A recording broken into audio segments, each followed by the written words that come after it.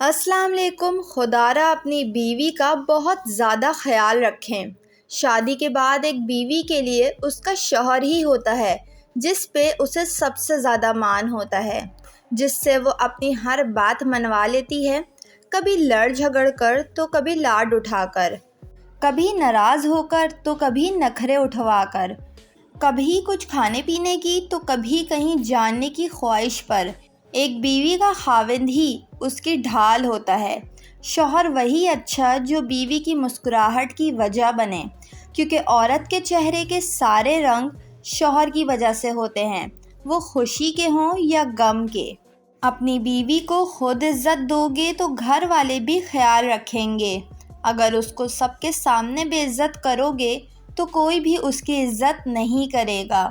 مردوں کو بھی چاہیے کہ اپنی بیگمات کا احساس کیا کریں، ان بیچاریوں کی تو ساری زندگی یہی ہوتے ہیں، انہی کی خاطر اپنا سب چھوڑ چھاڑ کر آتی ہیں۔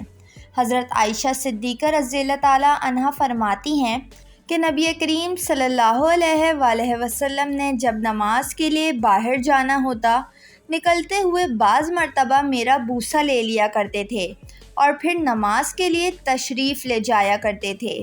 ہمیں چاہیے کہ ہم حضور صلی اللہ علیہ وآلہ وسلم کے اسوۂ حسنہ کی پیروی کریں، جیسا کہ حدیث مبارک میں ہے۔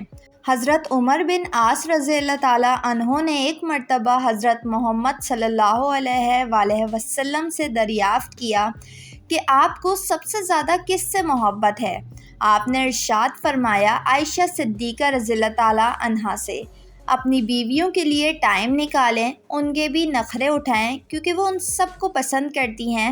اگر آپ چاہتے ہو کہ آپ کی بیویاں جوان اور حسین رہیں تو اس کی تعریف کریں۔ جو مرد حضرات زیادہ غصہ کرتے ہیں ان کی بیوی جلد بیمار اور بوڑھی ہونا شروع ہو جاتی ہیں۔